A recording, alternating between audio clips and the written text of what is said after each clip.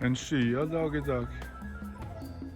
Temperaturen vel så vidt grei. Jeg tror det sånn cirka 20 grader, men savner jo sola da. Værmeldingen lover oss det skal bli, jeg sier lover og lover, for jeg har alltid håpet da, men det skal bli noen grader varmere de neste dagene, så blir det sannsynlig litt sol igjen.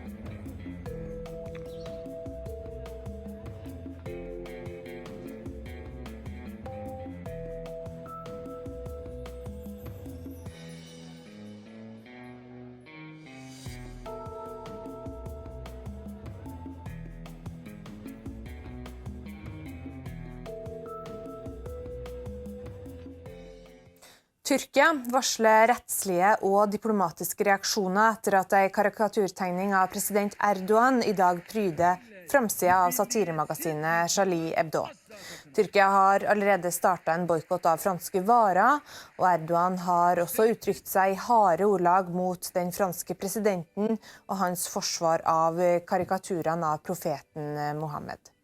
I dagens tale antyder Erdogan at vestlige land I gang med å gjenoppta korstoga.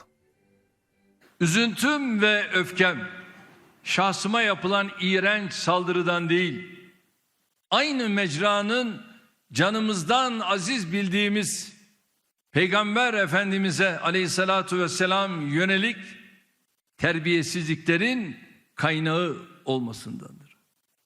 Ve tabii hedefin şahsımız değil, savunduğumuz değerlerimiz olduğunu biliyoruz.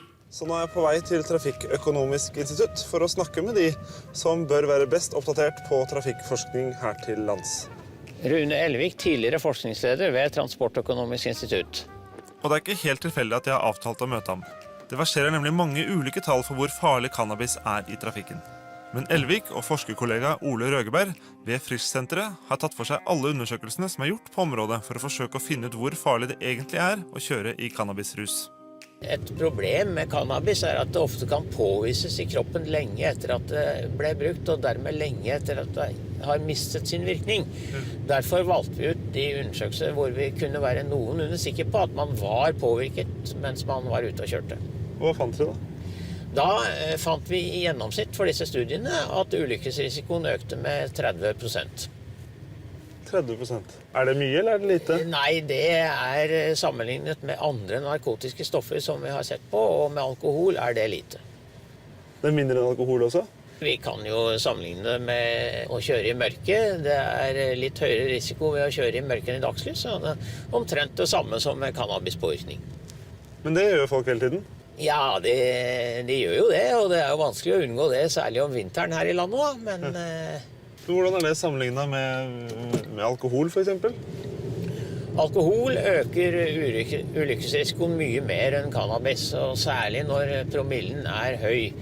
Da kan man få en ulykkesrisiko som opp mot 500 ganger så høy som for edru førere I gjennomsnitt. 500 ganger? Ja, du hørte riktig, og I gjennomsnitt for alle promillenivåer så personskaderisikoen ca. 36 ganger høyere. Altså, hvis dette faren for trafikkuhell for en edru sjåfør, så øker faren I snitt så mye hvis han påvirket av cannabis, og så mye ved promille. Det en enorm forskjell, og hvis man prøver å finne ut hva ulike typer ruspåvirkning bidrar med til trafikkulykker, så kommer det største bidraget fra alkohol.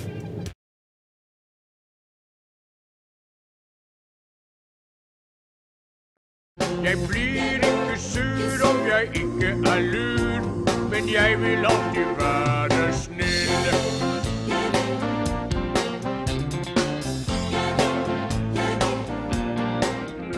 Jeg vil komme I gang med kant, en som har litt lengre. Jeg vil komme I gang med kant, en som har litt lengre.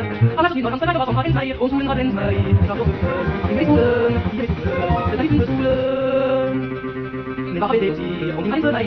Men hva har det å si, om din ikke deg? Nei, så gjør deg så den det som han viser, han søgner triste. Hva har det å på, det I solen, hvordan det så gå, det litt under solen. NRK Dagsnytt klokken 12.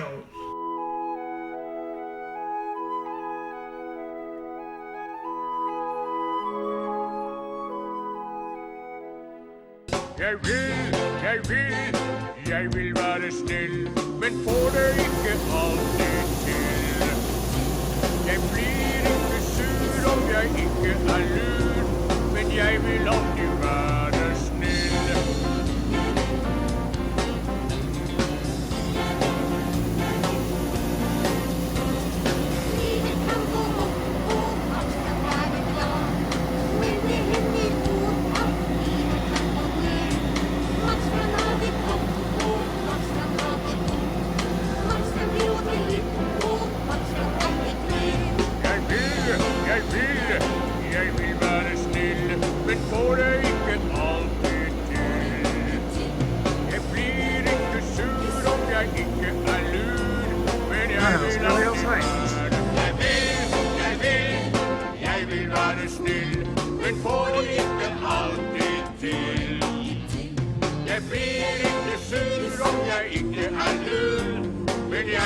alltid være snill. Så sier jeg god morgen og velkommen til Værbloggen da.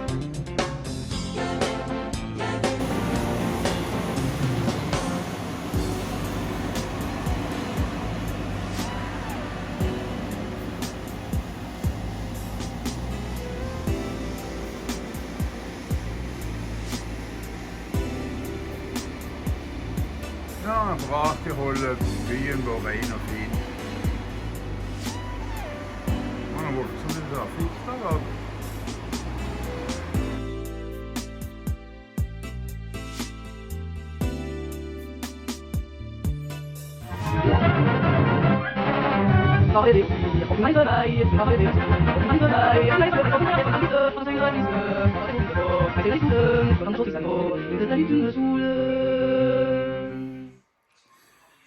Godt humør, ja.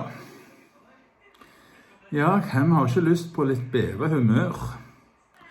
Jeg ser at en av mine seere etterlyser litt bedre humør. Ja, det er i hvert fall ikke regn i dag, så kanskje det går an å komme i litt bedre humør etter værrunden. Stavanger, the most beautiful city.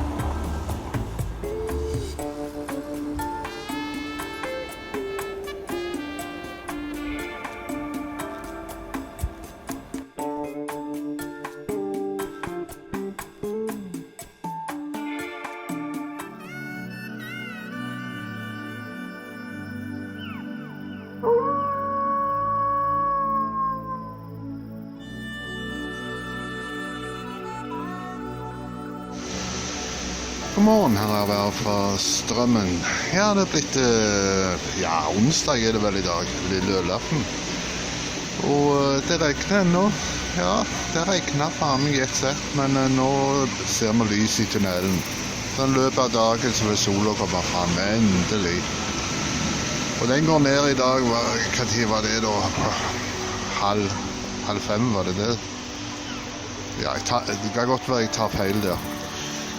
Ellers det vil være rundt 9 grader og 6 grader om natten. Det vil komme noe vind fra sør, cirka 6-7 meter i sekund. Ok, det var været her fra Strømmen, så snakkes vi i morgen. Hei, hei!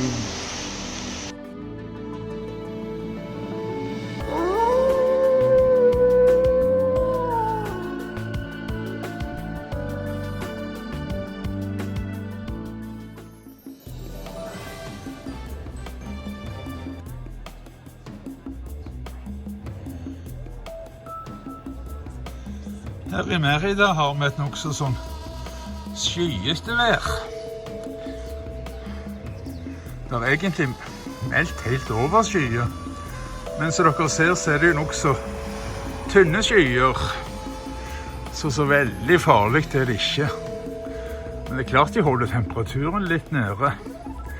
Men i løpet av noen få dager nå så får vi opp i 28 grader. Ser frem til det. Ja, så var det dette med godt humør da. Hvor henne finner vi det? Hvordan å kjøpe godt humør? Er det salgs? Kan du kjøpe det meste i dag, men godt humør det har jeg ikke funnet en eneste forhandler av.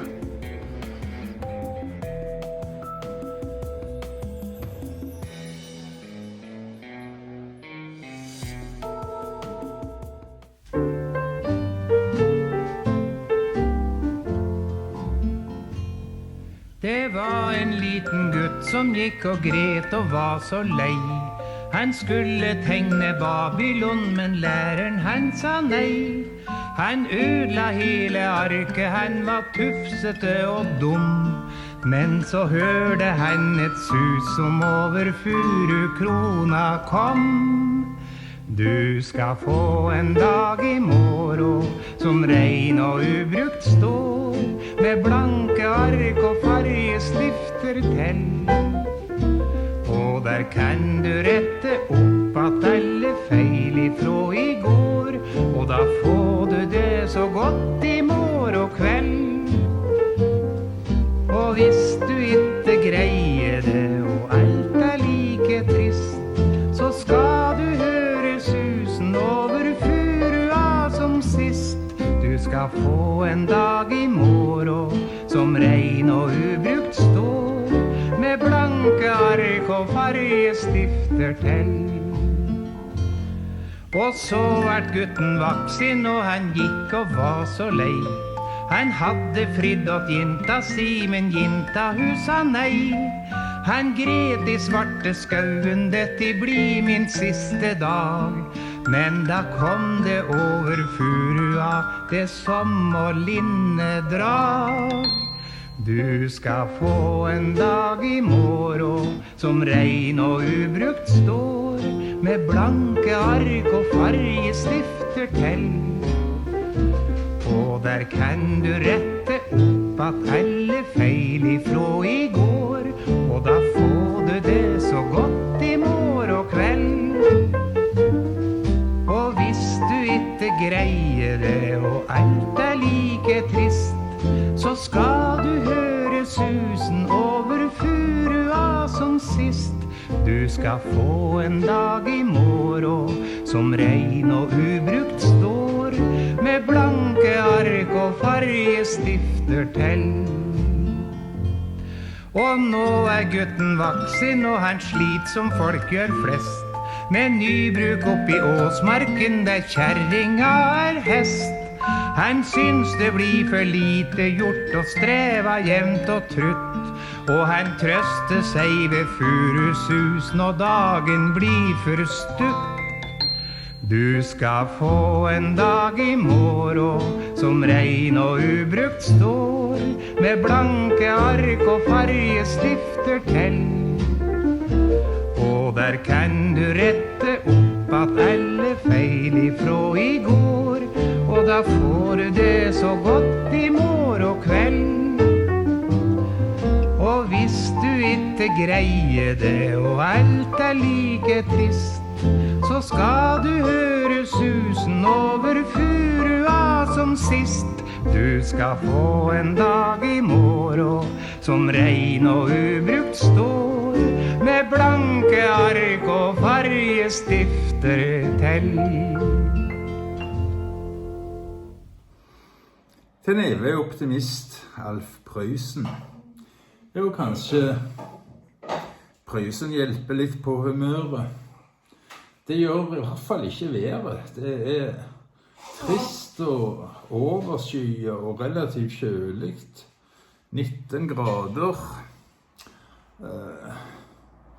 Ikke noe særlig form, så det beste er å holde seg inne uten å gå ut i det hele tatt. Ja, dere så gjerne i begynnelsen på den videoen som jeg brukte til å ha Prøysen på, at politiet drev og kjørte i parken. De er på utkikk etter, det har blitt observert en mopedist uten maske. Nå synes jeg hører noe. Skal vi sette over til webkameraet vårt og se?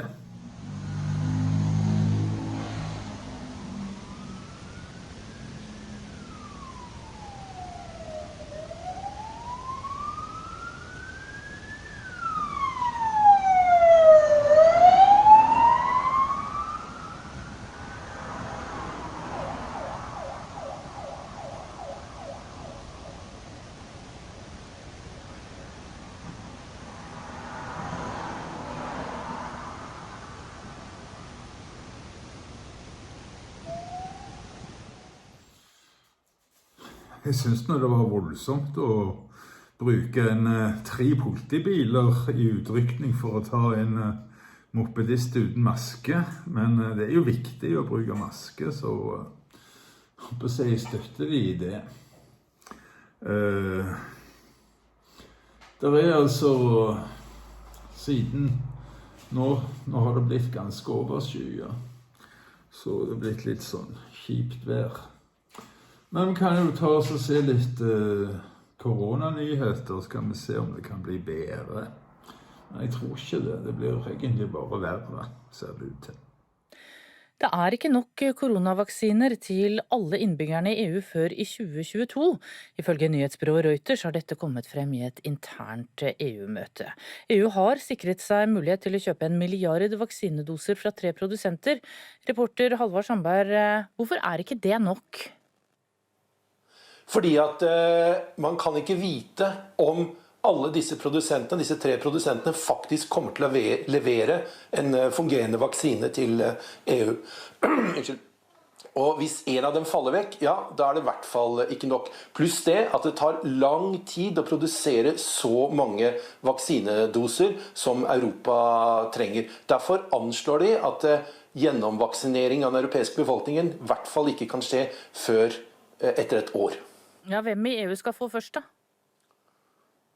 Det er de som trenger det mest, men vi kan ikke vite hvem er det som trenger det mest, for vi vet ikke hvilken vaksine som kommer til å komme først når de kommer på markedet.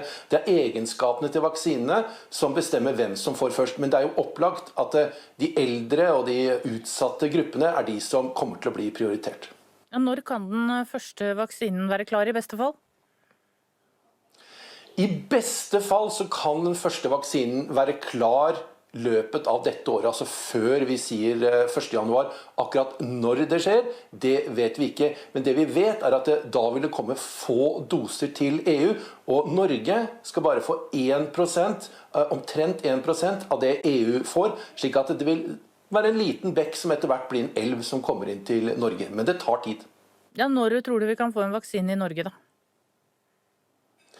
De aller mest optimistiske projeksjonene eller fremtidsutsiktene fra norske myndigheter er at i januar så kan vi kanskje begynne å vaksinere noen.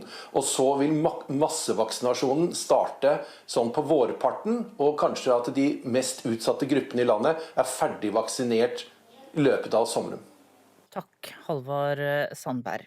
Og det siste døgnet er det registrert 324 nye tilfeller av koronasmitte i Norge. 68 av tilfellene er i Oslo. Til nå er det registrert 18 665 koronatilfeller her i landet. Ja, så dere ser, så er allerede det Halvard Sandberg. Så det er blitt rett og slett en gammel nyhet. Vaksinen kommer senere. Dessverre, dessverre. Og så må jeg jo avsløre at det jeg sa om at politiet var på jakt etter en mopedist uten maske, var jo selvfølgelig bare tull. Det var ironi, så det var egentlig ikke en falsk nyhet. I hvert fall ikke så lenge at jeg nå avkrefter det hele. Jeg vet ikke hva vi skal gjøre. Skal vi prøve å ta en reprise mens vi tenker oss om?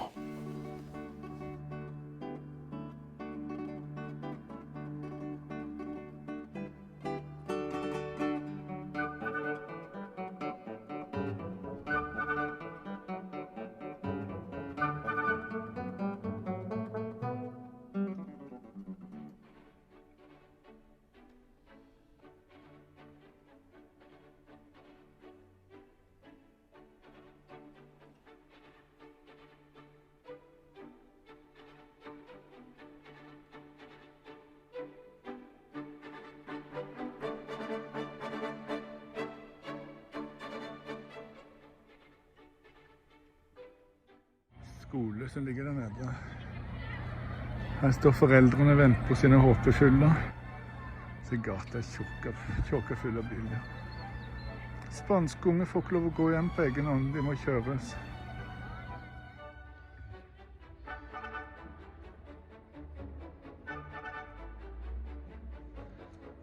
Sykehusen er nå liv på den skolen. Det var en oppussing ennå.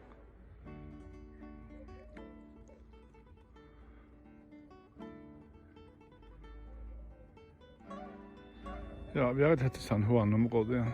Litt høyere oppe denne gangen.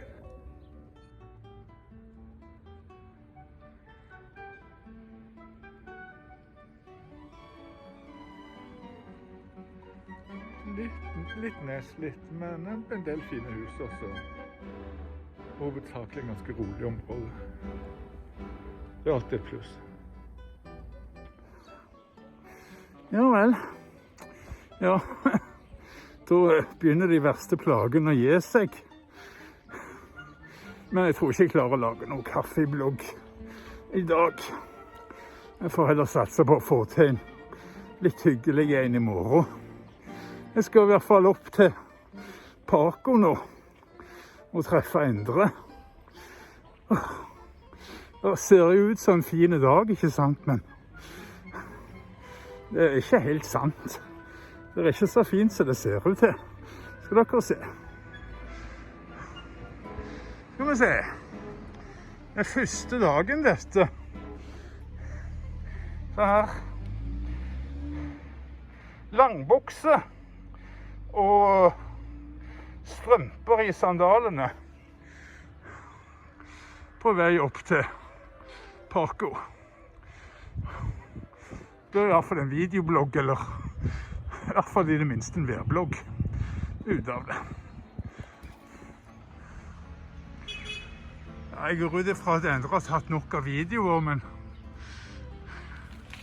jeg er så ute av form at jeg må ta meg en liten pause.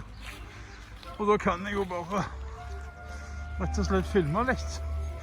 Og da kom det en syklist. Det liker jeg ikke. Kommer så brått på, men nå var jeg heldigvis godt ut på stien. Godt ut av stien, mener jeg. Jeg synes det er folk overalt, jeg.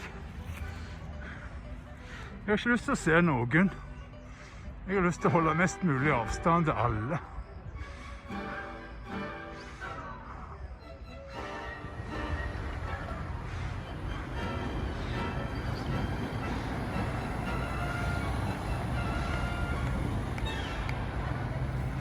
Der er folk overalt, ser dere.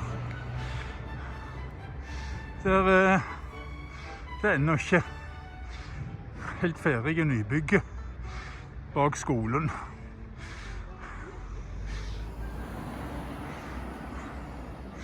Ja, for ikke lenge siden så åpnet jo denne baren her. Benzina. Den vil jeg advare mot, for der kan du ikke betale med kort. Du er nødt for å betale med kontanter. Og det er jo som kjent ganske smittefarlig. Så er jeg på vei bort til Paco. Jeg skal bare få noe pust da.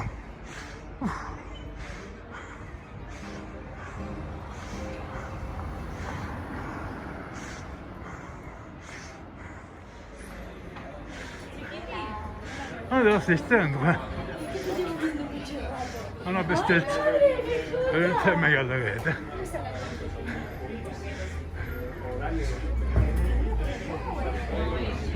Det er hyggelig.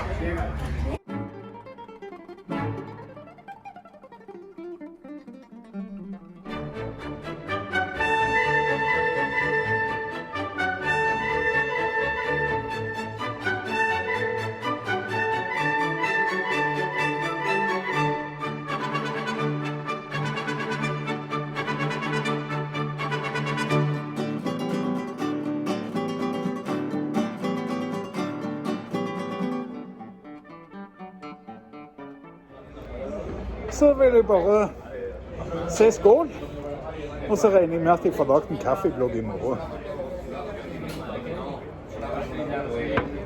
Forhåpentligvis en hyggelig en. Tomater og Paco og chilibit. Smittevernet er jo selvfølgelig på topp, for her er menyen.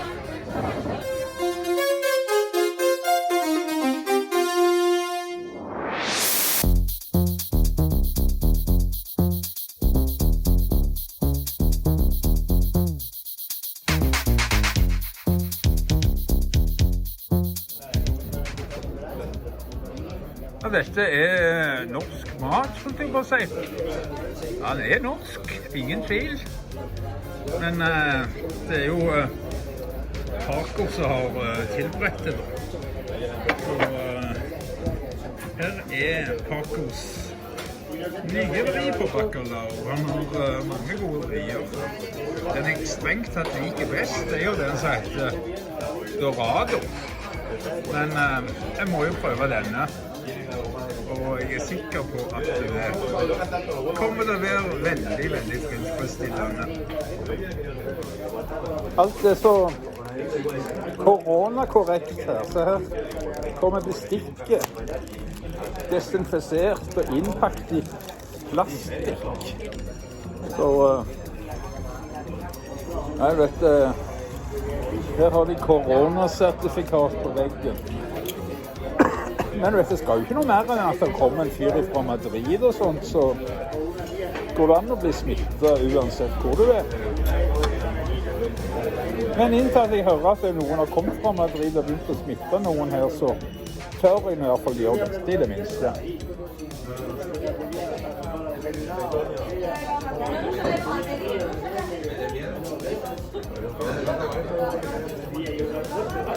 Paco, du skuffer aldri. Ja, den der vanlige husets bacalao, den 10 av 10. Og den her 9 av 10. Og det egentlig Doradoen også. Helt toppklasse. Utmerket mat kan bare anbefales.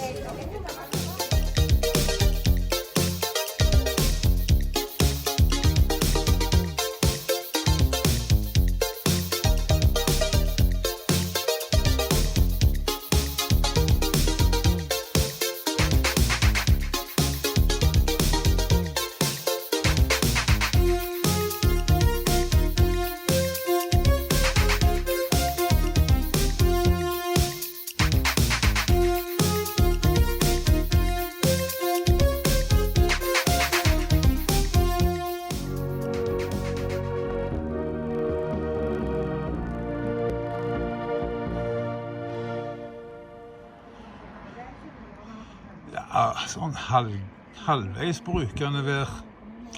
Hadde det ikke vært for det at jeg falt jo og slo meg skikkelig kraftig for det har nesten blitt 6 uker siden. Og det har ikke gått helt over ennå, langt ifra. Jeg får sikkert et varig arr etter det. Og Endre slo seg for en god uke siden, og han har også hatt det ganske vondt i dag. Men i morgen det atter en dag. Da skal vi vel ut og få tatt noen nye bilder. Kaffeblogg, det blir det nok ikke lagt, sånn som jeg sa der. Men Arilds blogg, det kommer. Nå skal jeg se litt på noen kommentarer før vi slutter av. Det var det September 1. Ja, så har du sett på regjeringens pressekonferanse. Og når det gjelder det der med humør, så ikke den der det ikke egnet til å øke humøret i alle fall, disse pressekonferansene. Det noe helt sikkert. Nå har vi snakket litt om ukesrapporten fra Folkehelseinstituttet. Situasjonen har forverret seg betydelig, sier Camilla Stoltenberg. Hva viser rapporten? Rapporten viser jo nesten en dobling i smitten nasjonalt fra forrige uke, eller fra uke 42 til uke 43. Det er alvorlig. Og Camilla Stoltenberg sa jo dette kan være starten på en andre bølge i Norge. En andre bølge slik som nesten hele Europa går gjennom nå. For det er slik det er. Det har vi sett i de andre landene, at vi har en gradvis sakte økning, før det plutselig øker veldig. Og veldig, altså at det er dobling fra uke til uke. Det har vi sett i flere andre land. Voldsomme, plutselige økninger ut fra en gradvis økning. Det er det vi kan se nå. Eller så kan vi se en uheldig sammenfall av mange forskjellige klynger som dukker opp samtidig. Slik at neste uke så er vi på et lavere nivå igjen. Det vet vi ikke. Hvis det dobler seg igjen til neste uke, da kan man si at nå ser det ut som det virkelig har tatt tak her i Norge. Takk skal du ha, Halvard Sandberg, for den gjennomgangen. Avslutningsvis så melder vi at det forrige uke ble meldt om 1686 tilfeller av koronasmitte her til lands. Det er en økning på 79% fra uka før. Ifølge FHIs siste statusrapport om koronapandemien er det en økning i de fleste fylker og alle aldersgrupper. Og alt om smitteverntiltakene kan du lese om på nrk.no. Vi er tilbake med nyheter klokka 17 på gjensyn.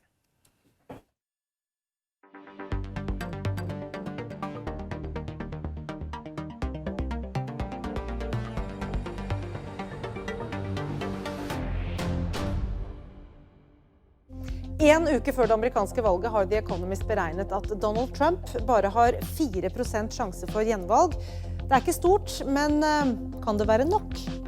Urix, i kveld 21:20 på NRK1. Urix høres jo ut som reneste skrekkfilmen. Tenk hvis det skulle slå til at Donald fikk 4 nye år. Det hadde vært en katastrofe.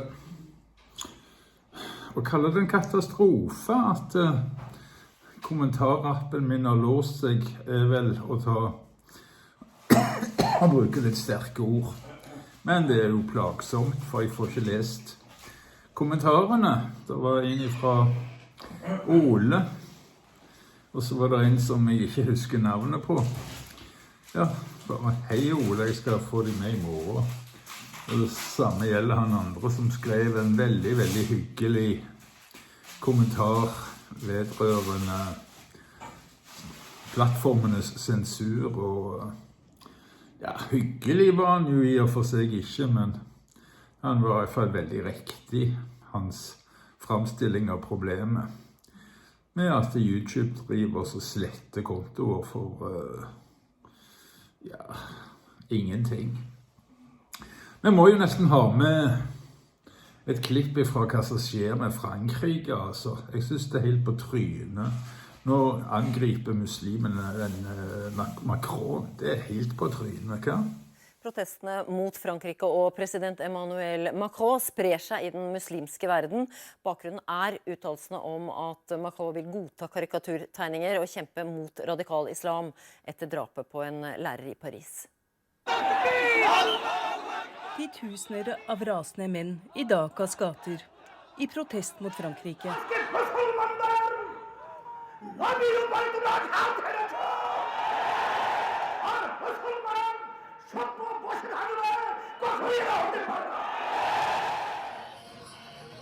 Den franske presidenten Emmanuel Macron er lagt for hat etter sine uttalelser om at alle må tåle religiøse karikaturtegninger i ytringsfrihetens navn.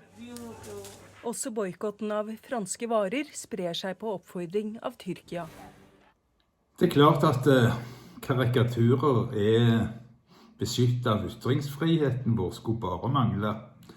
I dag så hadde Charlie Hebdo en Mohammed-karikatur på forsiden. Den tør ikke jeg gjengi, men det som har skjedd i Frankrike, at den har blitt prosjektert på veggen på offentlige bygninger. Og det er vel bare en ting å si, vi må bare boykotte Erdogan, og vi boykotte alt som kommer fra Tyrkia. Vi vil ikke ha noen ting med Tyrkia å gjøre. Men er det noen ting som kommer fra Tyrkia? Er det noe som kommer fra Tyrkia? Nei, jeg vet ikke jeg. Ja, så de er interessert. Nei, folk har jo pleid å reise på ferie der. Nå gjør de jo ikke det akkurat på grunn av korona, men jeg mener de må aldri gjøre det. De må aldri finne på å reise til Tyrkia. Nei, jeg synes ikke det burde det. Men nei, det er ikke verdt å gå ut. Dere skal få en siste værsveip. Ja, det er jo nok så kjølig da. Det skal heldigvis stige snart. Så vi har ikke hatt den siste utepilsen. Det skal stige ganske kraftig om et par dager. For bare håpe at det slår til. Ja, da vil jeg bare takke alle som har sett på denne her ikke alt for gode bloggen. Vi mangler jo nesten innhold i dag. siden ingen av oss har orket å gå ut. Se om vi klarer å få gjort det bedre i morgen.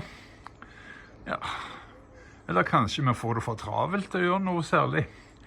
Etter sluttekstene nå, helt til slutt, etter de er ferdige, skal dere få se en pressekonferanse, de av dere som kan spansk, som jeg synes var litt interessante.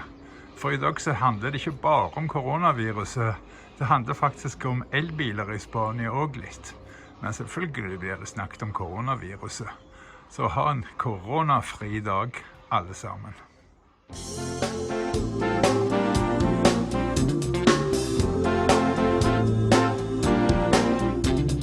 Max kan være dum og gjøre mye rart, men Max er aldri slem, for Max er alltid snill.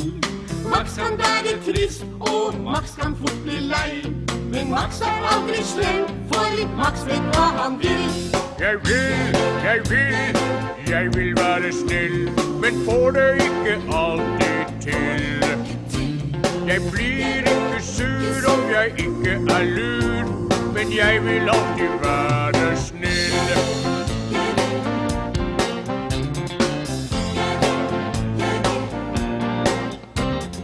Livet kan gå opp, og Max kan være glad, men det hender også at livet kan gå ned. Max kan ha det godt, og Max kan ha det vondt. Max kan gråte litt, og Max kan eie fred.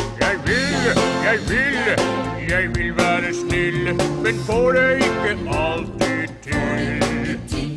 Jeg blir ikke sur om jeg ikke er lur, men jeg vil alltid være. Jeg vil være snill, men får det ikke alltid til. Jeg blir ikke sur om jeg ikke er lur, men jeg vil alltid være snill.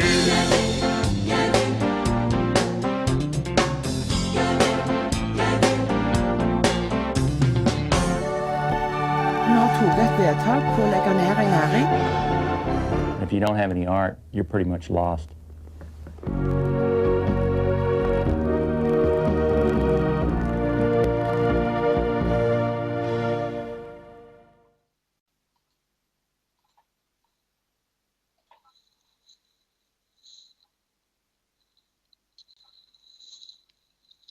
Buenos días a todas y a todos. Gracias por acudir a la convocatoria de la Junta de Extremadura. Me acompaña la consejera para la Transición Ecológica y Sostenibilidad de la Junta de Extremadura y entre la consejera y yo daremos cuenta de los asuntos de consejo que se han acordado hoy en la sesión ordinaria de Consejo de Gobierno. Le paso la palabra a la consejera para que explique los asuntos que afectan a su departamento, que son importantes en el día de hoy. Pues gracias, vicepresidente. Buenos días a todos. El Consejo de Gobierno ha dado hoy luz verde a 3 líneas de ayuda que en conjunto suman 14,1 millones de euros. Estas 3 líneas de subvenciones afectan muy especialmente a los ayuntamientos, facilitándoles enormemente la aceleración hacia la necesaria transición energética en nuestra región, pero también incumben de manera importante a las empresas y a los ciudadanos en general. Representan una oportunidad que no debemos desaprovechar para mejorar y avanzar en la implantación de las energías renovables, el ahorro y la eficiencia energética y la movilidad sostenible. Actuaciones que están generando actividad económica y empleo también en unos momentos tan difíciles como los causados por la COVID. Como sabéis, la Junta de Extremadura mantiene y refuerza su apuesta decidida por una economía climáticamente neutra. Además, queremos favorecer la transformación verde como motor de la recuperación económica. El pasado día 18 de septiembre aprobamos las bases reguladoras de varias líneas de subvenciones que iban precisamente en esa dirección y que dan cumplimiento al compromiso asumido por el presidente de la Junta en el debate del Estado de la región en el mes de julio pasado. En sucesivos consejos de Gobierno hemos aprobado convocatorias dedicadas al aprovechamiento de la biomasa como combustible y para actuaciones también en eficiencia energética en pymes y en gran empresa del sector industrial. Hoy aprobamos las convocatorias de ayuda para 3 finalidades. Para proyectos que supongan la utilización de energía renovable, para iniciativas que fomenten la eficiencia y el ahorro energético y para incentivar la expansión del vehículo eléctrico. Entro a detallar las 3 convocatorias. La primera de ellas, a la que me refería, tiene que ver con ayudas para actuaciones para el fomento de las energías renovables. La adquisición de nuevas instalaciones de energías limpias estará subvencionada con 8.760.000 euros, un 33% más que la convocatoria del año pasado. Estas subvenciones están financiadas con fondos FEDER y se reparten en 3 líneas. La línea número 1, dirigida a personas físicas, comunidades de propietarios y asociaciones sin ánimo de lucro respecto de sus viviendas y edificios. La línea número 2, que tiene que ver con ayudas dirigidas a municipios y entidades locales menores respecto de sus dependencias municipales. Y la línea número 3, que tiene que ver con ayudas para actuaciones en energías renovables dirigidas al sector empresarial. Para los municipios y entidades locales, la intensidad de las ayudas es del 80% de los costes subvencionables, 80%. Para el resto de beneficiarios, fundamentalmente particulares y pymes, la cobertura es del 55%. Me gustaría destacar que son 15 puntos porcentuales más que en anteriores convocatorias, 15 puntos porcentuales. Las actuaciones subvencionables son 7. Calderas de biomasa, instalaciones de energía solar térmica, instalaciones fotovoltaicas para autoconsumo, instalaciones de biogás, instalaciones solares térmicas de media temperatura, geotermia, aerotermia e hidrotermia. Las ayudas son de concesión directa y la convocatoria es abierta y los interesados dispondrán de 6 meses desde su publicación en el Diario Oficial de Extremadura para solicitarlo. Siempre, y esto es muy importante, hasta que no se publique en el DOE no se puede presentar la solicitud y, por supuesto, tiene que ser con carácter previo al inicio de la ejecución de las actuaciones o las inversiones proyectadas. Me gustaría resaltar el presupuesto previsto para actuaciones en materia de autoconsumo, cuyo importe asciende entre autoconsumo y aisladas a 4,9 millones de euros. La línea número 2 trata de ayudas o subvenciones para actuaciones en materia de ahorro y eficiencia energética. Con el fin de promover cambios en los patrones de consumo energético, se establecen ayudas por un importe de 3.600.000 euros para proyectos, como digo, en materia de ahorro y eficiencia energética y el mejor aprovechamiento de la energía en instalaciones existentes en el sector empresarial, así como en infraestructura y servicios públicos. Con este objetivo establecemos 2 líneas de ayuda también financiadas con fondos FEDER. Una dirigida al sector empresarial, pymes y sus agrupaciones, así como las comunidades de bienes, y otra dirigida a las infraestructuras y servicios públicos de nuestra región, municipios y entidades locales menores y proveedores de servicios energéticos. La intensidad de las ayudas es del 80% de los costes subvencionables, 80% de los costes subvencionables para los municipios y entidades locales menores, al igual que en la línea que comentaba al principio. Y de entre el 55 y el 70% de los costes para el sector empresarial. Aquí también la intensidad mínima de la ayuda sube en 15 puntos porcentuales con respecto a la anterior convocatoria. Las subvenciones comprenden hasta 12 tipos de actuaciones. Os hemos pasado una relación y un documento que resume un poco todo lo que estoy comentando, pero tiene que ver con auditorías integrales, implantación de sistemas de energía, sustitución de equipos por otros menos consumidores de energía, también instalaciones de producción de frío y calor, iluminación interior, iluminación exterior, etc. También instalaciones de energía renovable. La convocatoria en este caso también es abierta, la concesión es directa y los posibles beneficiarios, al igual que en la línea número 1 que comentaba antes de energía renovable, disponen de 6 meses para solicitarla desde su publicación en el Diario Oficial de Extremadura. Y de la misma manera que comentaba anteriormente, las solicitudes podrán presentarse a partir del día siguiente al de la publicación en el Diario Oficial de Extremadura y siempre también las actuaciones deberán iniciarse con posterioridad a la presentación de esa solicitud de ayuda.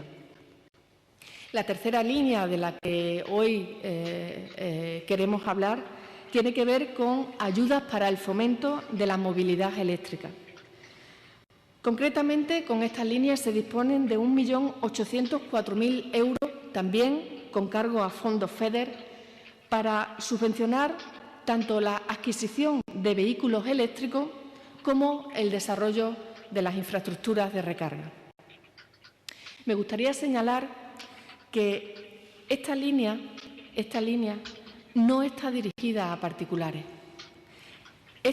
Los particulares, tendrán su línea específica en el Plan MOVES. En el Plan MOVES, que ya sabéis que son dineros o presupuestos que transfiere el Estado a las comunidades autónomas, línea en la que hemos estado trabajando y que esperamos salga en las próximas semanas. Hacemos precisamente esta diferenciación de beneficiarios con el objetivo de aprovechar mejor los fondos y, sobre todo, es fundamental evitar duplicidades en las dos líneas. Así, las actuaciones subvencionables con esta línea que hoy aprobamos tienen que ver con ayudas para la adquisición de vehículos para ayuntamientos y, por otra parte, ayudas para las infraestructuras de recarga, tanto para empresas como para las entidades locales también. De esta forma, en esta convocatoria tenemos dos líneas de ayuda. Ayudas para la adquisición de vehículos eléctricos destinados al servicio público de transporte urbano colectivo, al servicio público con efectos logísticos para los ciudadanos y a la policía local y sus puntos de recarga vinculados. Los beneficiarios son municipios, entidades locales menores, mancomunidades integrales o empresas concesionarias de los servicios públicos. La intensidad máxima de ayuda sobre los gastos subvencionables por concepto es para las entidades locales también un 80%, para pequeñas empresas un 75%, medianas empresas 65%, grandes empresas 55% y asociaciones sin ánimo de lucro un 30%. Pongo un par de ejemplos para intentar que se entienda más claramente.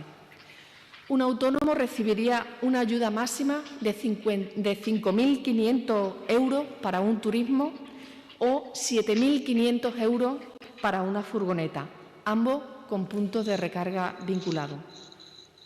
Otro ejemplo, un ayuntamiento recibiría una subvención máxima de 83.000 euros para un autobús o 20.000 euros para un turismo con punto de recarga vinculado. La segunda de las líneas tiene que ver con ayudas para el impulso en la instalación de estaciones de recarga de vehículos eléctricos.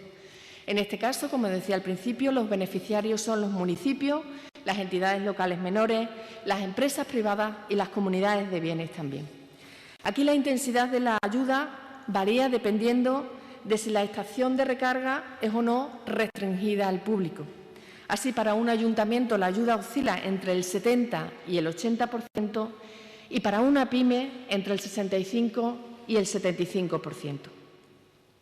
En el caso de que la actividad a realizar por la entidad local sea lucrativa, en este caso la intensidad de la ayuda pasa a ser del 55% en los dos tipos de acceso. Así, por ejemplo, un ayuntamiento o un autónomo podría recibir un máximo de 49.000 euros para una estación de recarga rápida alimentada por energía renovable. El procedimiento de concesión, en este caso, es bajo concurrencia competitiva y el plazo de solicitudes es de 2 meses desde que se publique la convocatoria en el Diario Oficial de Extremadura. Y finalizo.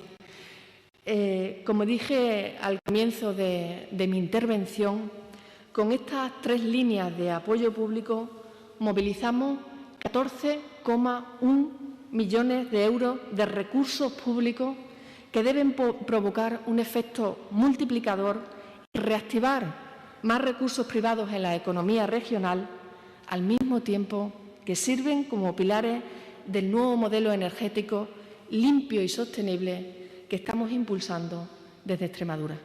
Nada más y muchas gracias, vicepresidente. Muchas gracias, consejera. En la línea que inicia la consejera de apuesta por parte de la Junta de Extremadura por desarrollar los ODS, los Objetivos de Desarrollo Sostenible, anunciarle, aunque tendrán información completa en la reseña que sacaremos de Consejo de Gobierno, que se han autorizado 3 asuntos. Uno que tiene que ver con la Consejería de Economía, Ciencia y Agenda Digital, que claramente impacta o incide sobre el Objetivo 9 de Desarrollo Sostenible y que tiene que ver con la autorización de convocatorias a entidades locales de menos de 5.000 habitantes para la ejecución de proyectos de implantación, desarrollo, mejora, despliegue o ampliación de redes de fibra óptica. Esto supondrá una inversión de 1,5 millones de euros que alcanzaría a subvencionar alrededor de 80 nuevos proyectos de despliegue que permitan que posteriormente tengamos una región mucho más cohesionada y que además permitan que se transforme digitalmente esta región y, en tercer lugar, haya un freno en la despoblación, ya que los servicios públicos de calidad constituyen un atractivo, como saben ustedes, a la hora de fijar población al territorio concreto donde se vayan a implantar, ¿no? Y, por lo tanto, la comunicación se ha puesto en evidencia, además, durante todo el tiempo que llevamos de la COVID-19. La comunicación es una herramienta muy importante para poder hacer una vida lo más normal posible. En segundo lugar, referirme también a que adoptamos una medida que impactará sobre el objetivo 15º de desarrollo sostenible. Ese objetivo 15º de desarrollo sostenible se centra en la utilización sostenible de los ecosistemas terrestres y tiene muchísima importancia desde el punto de vista de la prevención de los incendios forestales. Es conocido y es sabido que los incendios se previenen en las épocas de otoño e invierno para que no ocurran durante el verano. Por lo tanto, se ha autorizado a la Consejería de Agricultura, Desarrollo Rural, Población y Territorio para la contratación de obras que conllevarían en ambas provincias trabajos preventivos para la conservación y mejora de infraestructuras forestales y tratamientos selvícolas. Esto se aplicará en la provincia de Cáceres, en las comarcas de Ibores-Villuercas, en Sierra de Gata, en La Vera y en el Valle del Jerte, y en la provincia de Badajoz, en Siberia y en la sección forestal de Badajoz Sur, dentro de esta provincia pacense. Los beneficiarios van a ser propietarios públicos y privados y la inversión en el total de la medida es de 3,1 millones de euros. Se trata de acondicionar los montes, se trata de acondicionar todo lo que tiene que ver las infraestructuras forestales, fundamentalmente, ya digo, en los montes, para que no ocurran desgracias en el verano, o al menos logremos prevenirlo. Y hemos tomado una medida también que afecta al objetivo número 10 de desarrollo sostenible, que tiene que ver con todo lo que es la cohesión social. Y esa cohesión social se manifiesta en que se ha autorizado la convocatoria de subvenciones a la Consejería de Sanidad y Servicios Sociales de la Junta de Extremadura la convocatoria de subvenciones para la financiación de programas de interés general en Extremadura con cargo a la asignación tributaria del 0,7% del impuesto de la renta sobre las personas físicas.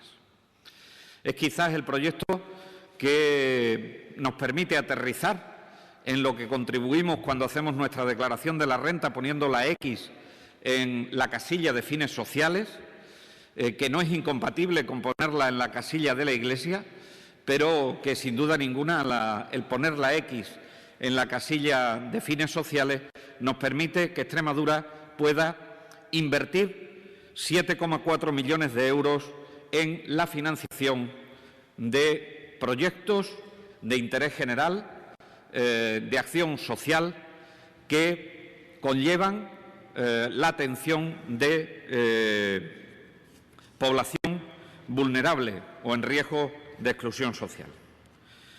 Saben que estamos en un momento, y cambio de tema, saben que estamos en un momento muy complicado de la onda epidémica de la COVID-19. Saben que en los consejos de gobierno ya es habitual que traigamos medidas que los técnicos de salud pública nos sugieren que tomemos para intentar doblegar esa curva epidémica. Y en este sentido decirles que hemos adoptado medidas que van a afectar alrededor de 68.000 extremeños y extremeñas, que paso a detallarles. Finaliza la vigencia de las medidas de aforo adoptadas en las localidades de La Parra, de Llerena, de Montijo, de Navalmoral de la Mata y de Ribera del Fresno.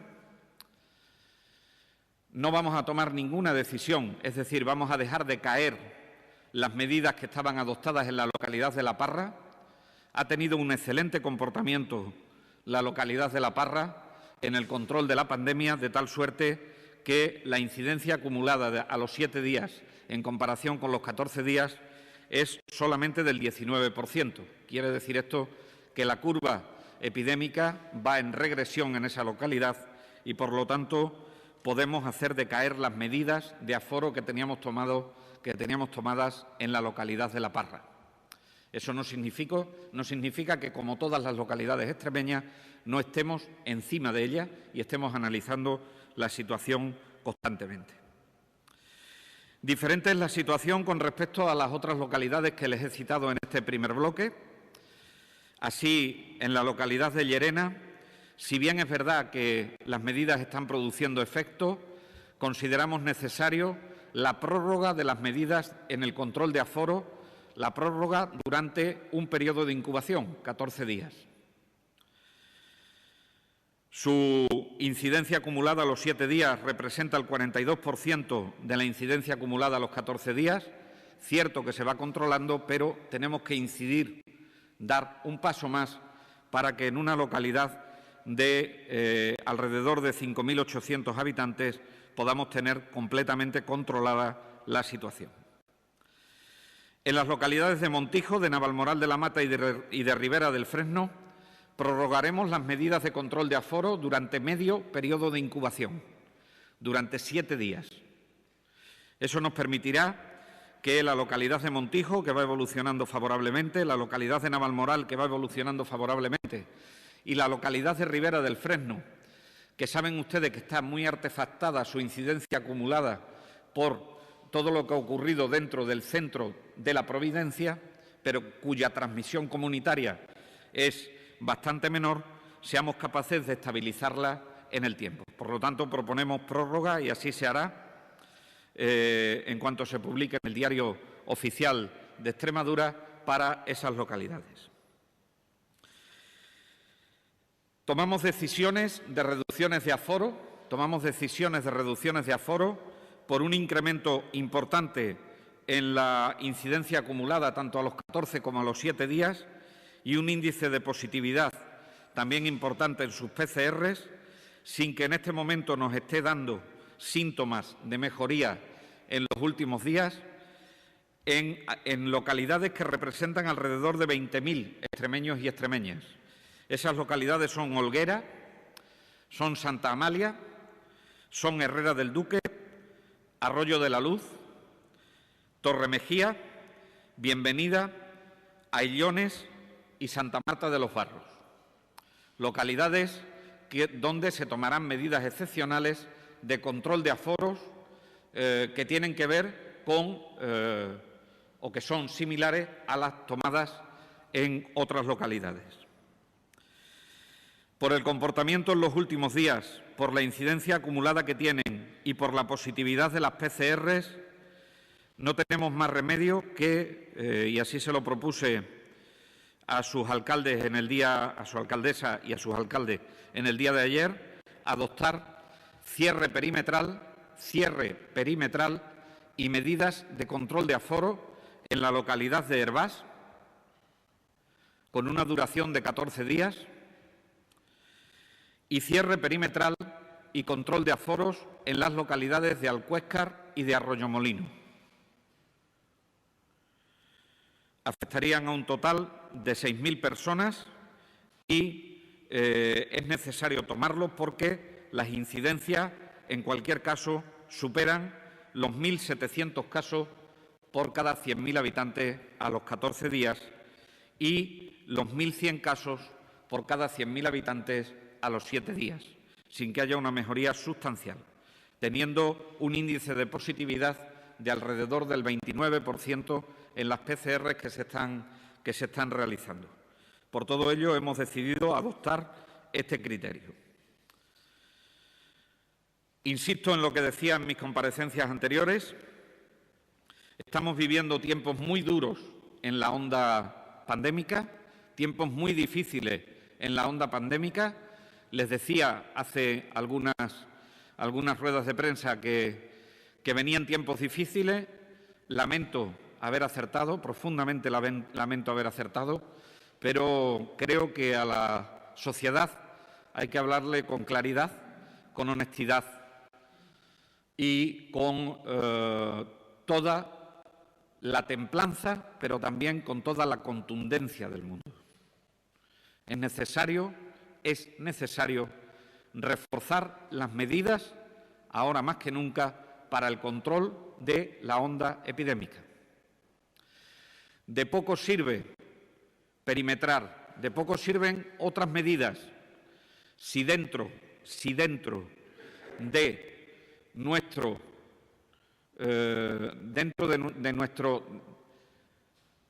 nuestra actuación individual no están contempladas esas medidas que nos van a proteger a nosotros y que van a proteger al resto de las personas del coronavirus. E insisto, por favor, insisto, aquellas personas, por supuesto que sean positivas, les pido que guarden el aislamiento que les han indicado en su centro sanitario con el que se hayan puesto en contacto. E insisto, aquellas personas que son contactos estrechos, que independientemente del resultado de la PCR, o si se le ha hecho PCR o no se le ha hecho PCR, se le ha indicado que como contacto estrecho tienen que permanecer aislados durante 10 días, por favor que lo cumplan. Por favor que lo cumplan. Estamos viendo que aparte del ocio no controlado, estamos viendo que aparte de las reuniones familiares, se pueden estar dando situaciones de las que nos avisan los municipios en las que este control vamos a proceder a intensificarlo a través de dos elementos fundamentales. Uno, el traslado de información de aquellos que tienen que realizar aislamiento a la delegación del Gobierno de Extremadura y, en segundo lugar, actuaremos desde el punto de vista normativo para que podamos, respetando la Ley de Protección de Datos, darle también la situación de las personas que tienen que guardar aislamiento a las policías locales. De tal suerte que seamos capaces de poder cumplir con nuestro deber de ciudadanos, con nuestro compromiso como ciudadanos y con nuestro compromiso como sociedad para controlar algo que ha sido y que está siendo muy difícil de controlar, como es la COVID-19. Por mi parte, nada más, y abrimos un turno de preguntas sobre los temas que ustedes estimen oportunos.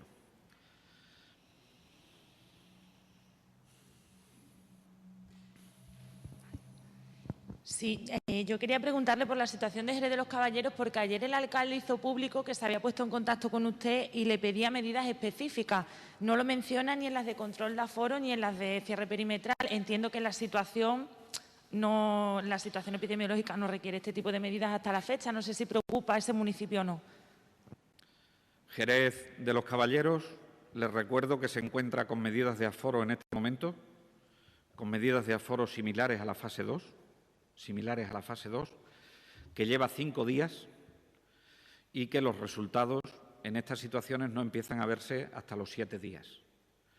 No obstante, celebraremos Consejo de Gobierno extraordinario el viernes y lo que yo hablé ayer con el alcalde de la localidad es que vigilaremos muy estrechamente la incidencia en Jerez de los Caballeros y si las medidas no diesen resultado, y hubiese que adoptar otro tipo de medidas, las adoptaríamos sin ningún problema. Pero en este momento las medidas de control de aforo llevan 5 días exclusivamente y, desgraciadamente, el resultado de las medidas no se ven hasta que no pasa al menos medio periodo de incubación.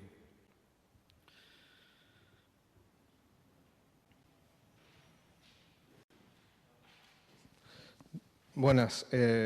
Por matizar, estamos hablando de Arroyomolinos de Montánchez, ¿no? ¿Estamos hablando de...? De Arroyomolinos de Montánchez. Sí, sí, sí. Hay Perdón. otro Arroyomolino. Disculpe. Sí. Vale. Y luego... se encuentra a 2 kilómetros de Alcuéscar. Sí. Tienen una incidencia muy similar y entendemos, desde Salud Pública entienden que puede haber una comunicación intensa entre ambos municipios y por eso se perimetran.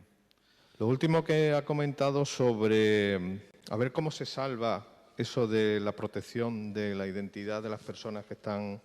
Porque es queja común de los alcaldes. Durante la primera ola sí que se conocía, o bien porque la propia familia lo comentaba, o bien porque con total naturalidad se decía.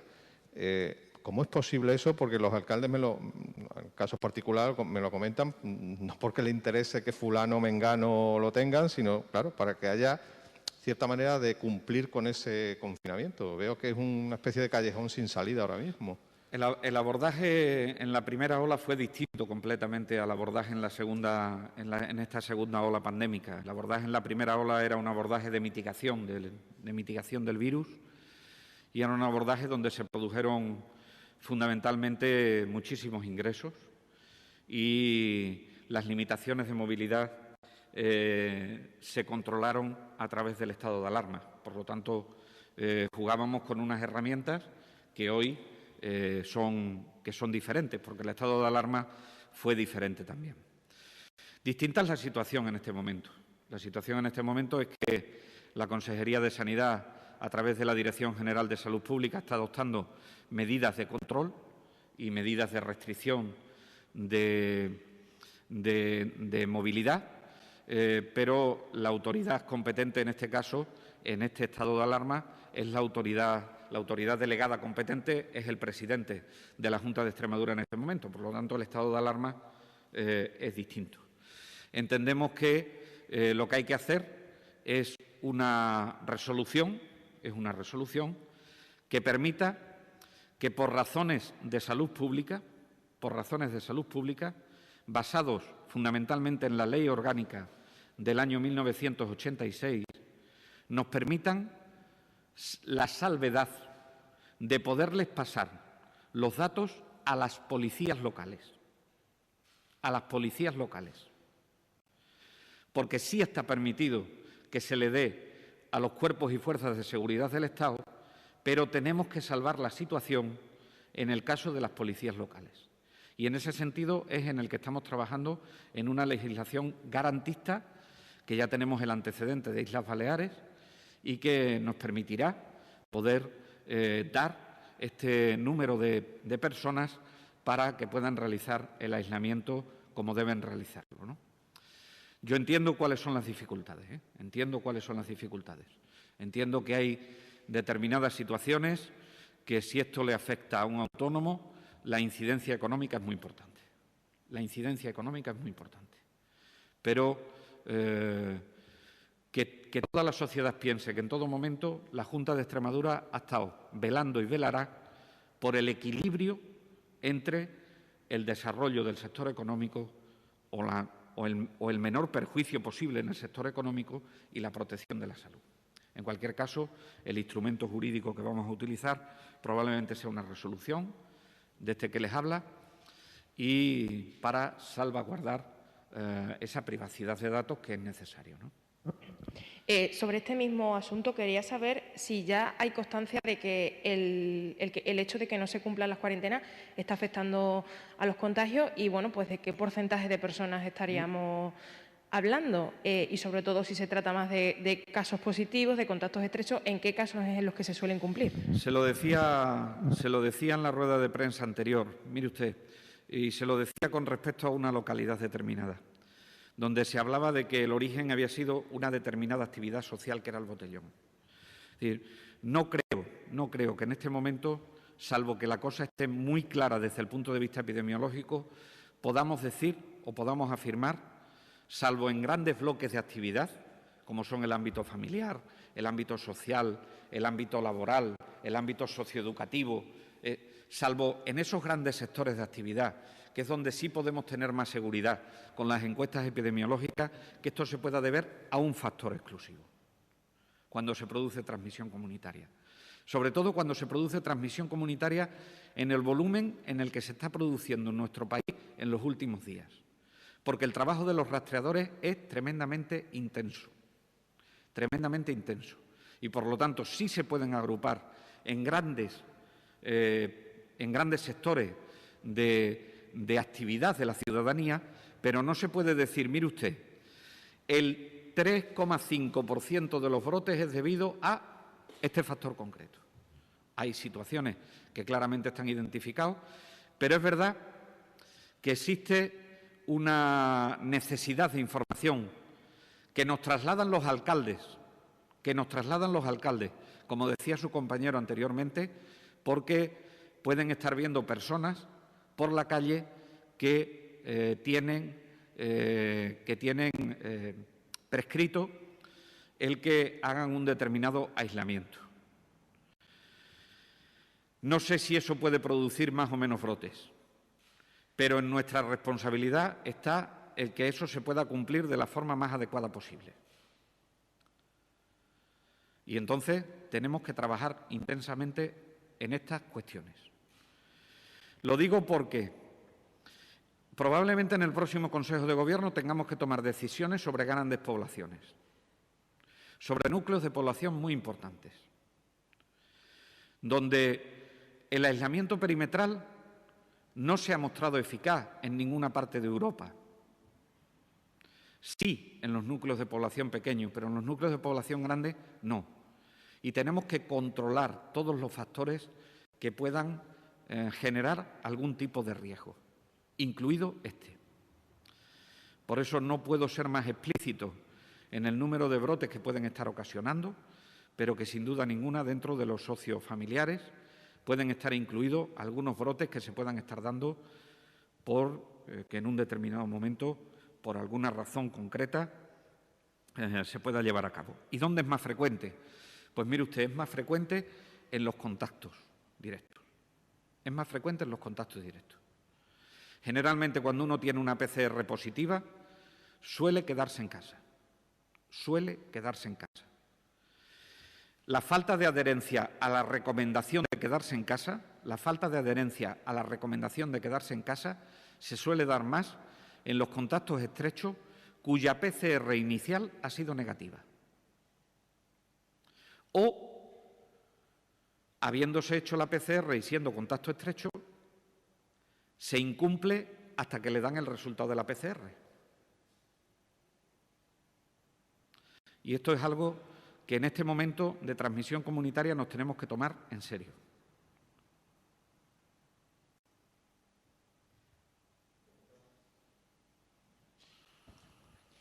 Buenos días, consejero. Yo le quería preguntar cuál es la situación de la presión hospitalaria, en concreto de las UCIs, y si preocupa una posible saturación de cara al mes de noviembre. De las UCI preocupan la UCI de Mérida y preocupa la UCI de Plasencia. En general, la presión publicada en el día de ayer por parte del Ministerio a nosotros nos sitúa en el 14% de la ocupación de camas de UCI de COVID, cuando la media debe estar en el 21, algo por ciento en el total del país. No estamos en un riesgo muy elevado de saturación de nuestras camas ampliadas de UCI, pero es verdad que hay 2 centros hospitalarios que tienen en este momento un compromiso en las camas de UCI, en las que ya se han habilitado fórmulas para poder no solo ingresar a los pacientes que son COVID positivos, sino también poder seguir realizando las actividades ordinarias de los centros sanitarios, no suspender intervenciones quirúrgicas. En el ámbito de la hospitalización de agudos,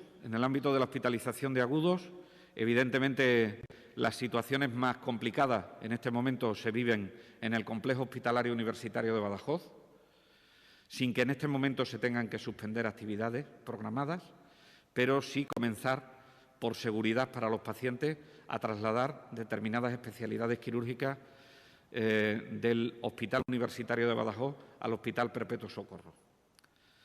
Preocupa también los ingresos en camas de agudos del Hospital de Mérida. En este caso, en esta onda epidémica, el área de salud de Mérida es el área más azotada por la onda pandémica y, por lo tanto, preocupa, y estamos buscando alternativas para poder liberar camas que nos permitan poder seguir con la actividad ordinaria. En cualquier caso, estamos ya poniendo los planes de contingencia en marcha por si hubiese que hacer algo más. Y, por último, en el Hospital de Llerena, saben ustedes que hemos suspendido, por principio de precaución, las intervenciones quirúrgicas exclusivamente de cirugía general, porque en el Hospital de Llerena en concreto había un incremento en el número de ingresos. Sí, consejero, hablaba del próximo Consejo de Gobierno extraordinario del viernes de medidas más restrictivas en grandes municipios. Imagino que no lo va a querer avanzar, pero estamos hablando de Mérida, que acaba de decir Evidentemente nos preocupa Mérida. Ayer corrió por las redes sociales un bulo que se cerraba perimetralmente Mérida. En ningún caso hemos hecho esa consideración desde el ámbito de la salud pública. Estamos analizando la incidencia. Sepan ustedes que Mérida, su incidencia está muy artefactada por los centros sociosanitarios que están afectados. Le estoy hablando del centro de Rosalba, le estoy hablando del centro del Prado, le estoy hablando del centro de las Hermanitas, le estoy hablando del centro sociosanitario, pero indudablemente hay una transmisión comunitaria que yo creo que tendremos que abordar y que sería bueno abordarlo también en cuanto fuese posible, ¿no?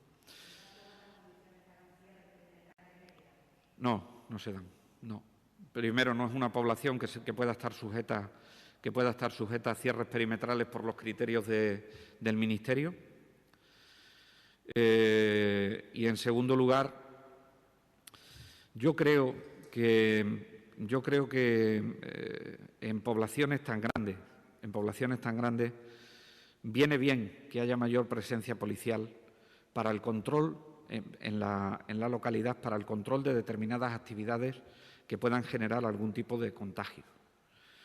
Pero el cierre perimetral de una ciudad como Mérida, donde estarían excepcionados los numerosos funcionarios que entran y salen cada día de la ciudad de Mérida, estarían exceptuados porque por razones del trabajo entrarían y saldrían, en principio no es una de las medidas que esté barajando Salud Pública en este momento. No obstante, no quiero pronunciarme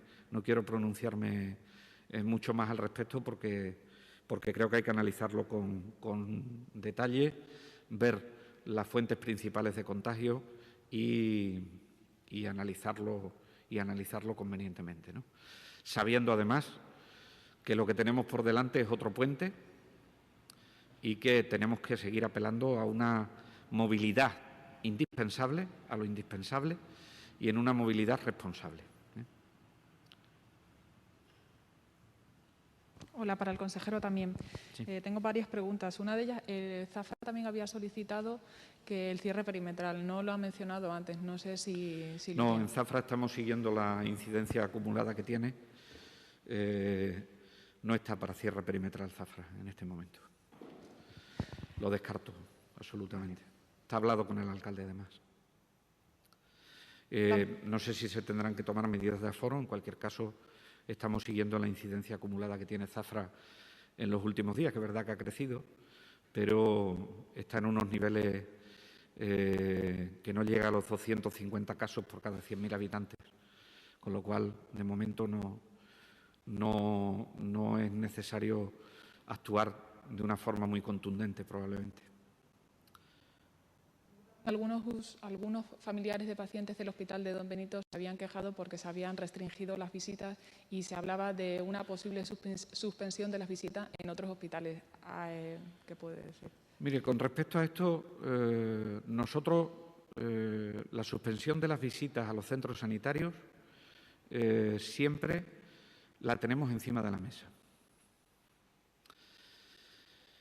Recientemente han sabido ustedes que ha habido un brote como tal en el servicio de cirugía del Hospital Don Benito Villanueva de la Serena, con una transmisión dentro del hospital que nos parecía lo suficientemente peligrosa como para proteger a los visitantes y a las visitas.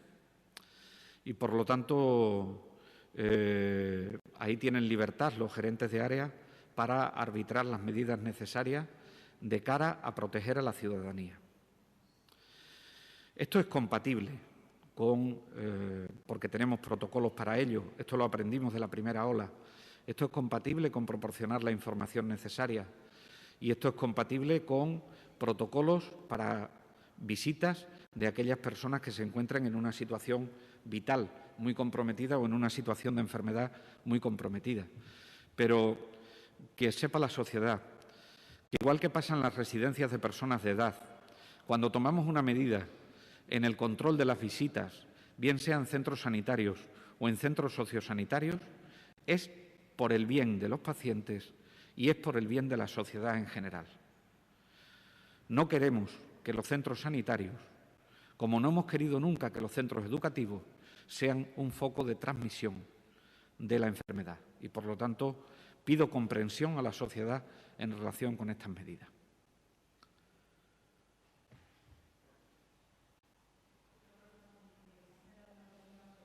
De que se ha generado una polémica sobre unas declaraciones suyas de ayer en Almoral de la Mata a uno de los manifestantes sanitarios.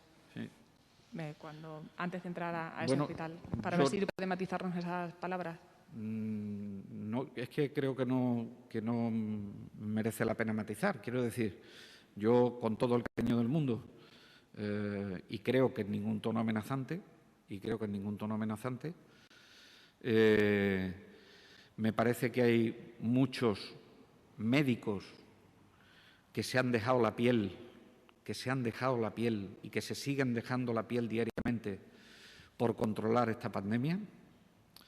En segundo lugar, estamos en unos momentos en los que la sociedad lo está pasando muy mal, Todos podemos conocer a gente que en este momento han pasado a las listas del paro, o todos podemos conocer a personas que están en ERTES cobrando muy poco dinero y que estamos en una situación social muy complicada. Yo entiendo, respeto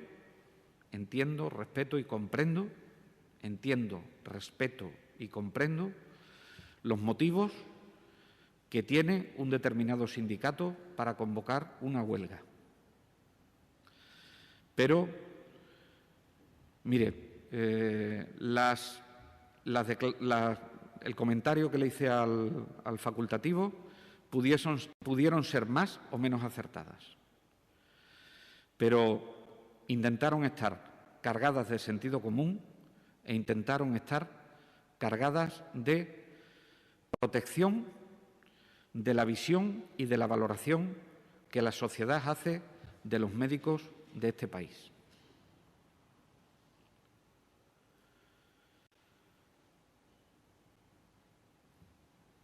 Entonces, comprendiendo el motivo de la huelga, para mí entiendo que este no es el momento de huelga. Ahora, ¿eso significa que yo no voy a escuchar a los médicos? Mire, yo escucho a los médicos todos los días. Precisamente en lo que estábamos en Navalmoral era en una reunión de la Junta Técnico-Asistencial del hospital, es decir, de los jefes de servicio de los hospitales y de los coordinadores de los equipos de atención primaria. Y voy a hacer todo lo posible porque sus condiciones laborales sean las mejores. Las mejores. Pero quiero que unas declaraciones que se hicieron en un tono para nada amenazante,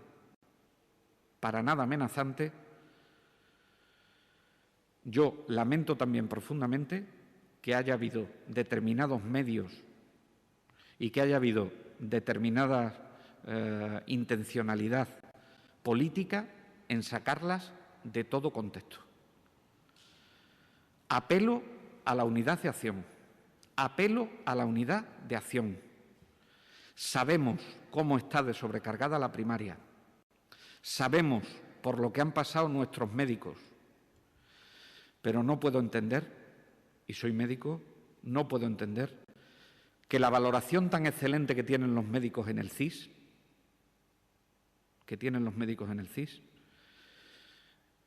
se deteriore porque hay mucha gente trabajando en el sector sanitario que se está dejando la piel. Y la sociedad está sufriendo mucho. Y yo creo que no pasa nada por decir verdades. No pasa nada por decir verdades.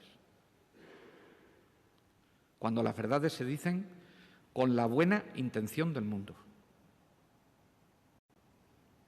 Por cierto, he dicho el mundo, el medio que no ha tenido piedad con respecto a esas declaraciones y que están absolutamente tergiversadas y fuera de contexto.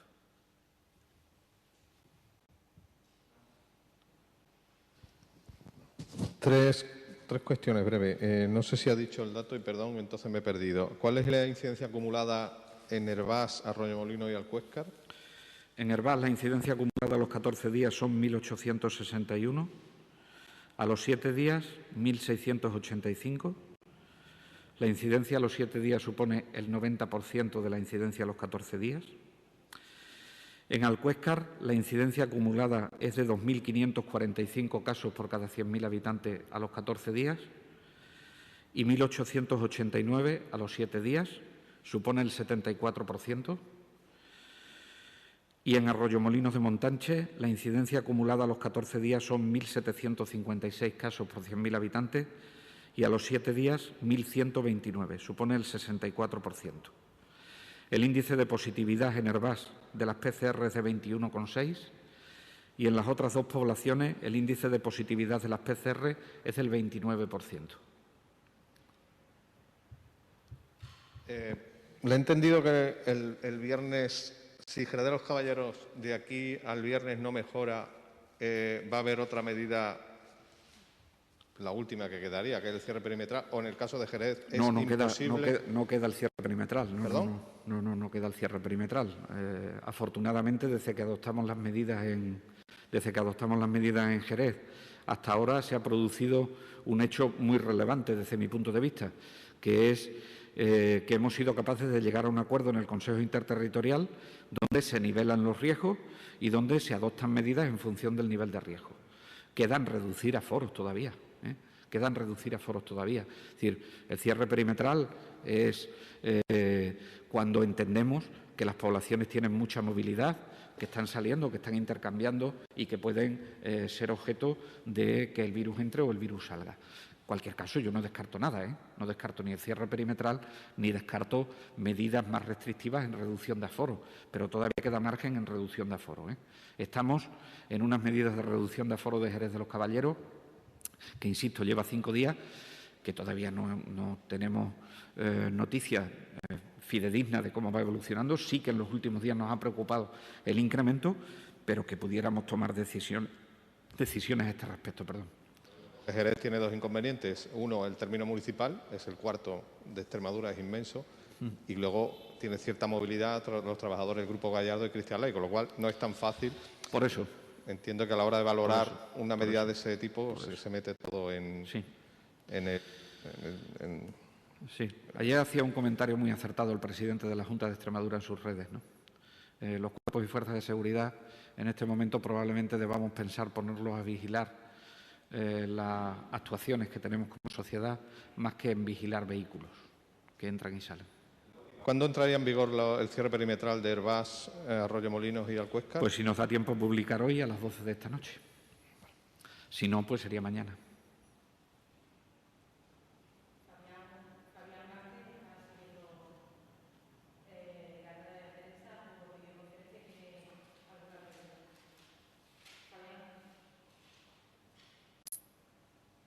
Sí, ¿me toca a mí? Sí, Fabián, sí. Sí, perdón. ¿Qué tal? Buenos días. Volviendo a lo que sucedió ayer en Navalmoral de la Mata, de hecho, acaba de sacar un comunicado el Consejo General de Colegios Oficiales de Médicos exigiéndole una rectificación pública a usted por esas declaraciones que califica una falta de sensibilidad y responsabilidad y una utilización peligrosa del desacuerdo que puede generar comportamientos inadecuados por parte de ciudadanos y pacientes. Por lo que entiendo, usted no rectifica. Yo creo que lo he matizado ya suficientemente.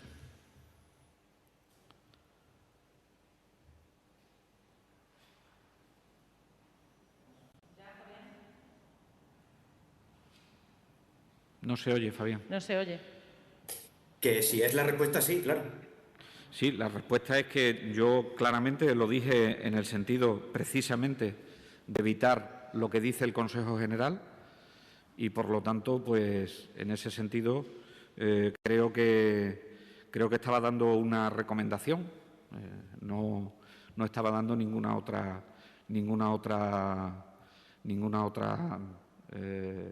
estaba adoptando ninguna otra cuestión, ¿no? Entonces, yo es que creo que no hay ninguna amenaza ni hay ningún riesgo, es simplemente un comentario que se hace, insisto, pido perdón a quienes les haya podido molestar, pero que en cualquier caso estaba describiendo una situación en la que no me gustaría que la profesión se viese afectada por la reclamación de unos derechos laborales que son totalmente legítimos, ¿no?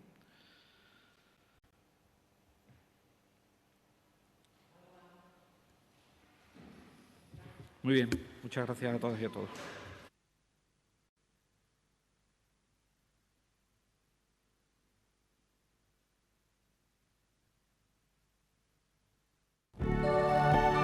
Nå tok et vedtak på å legge ned regjering.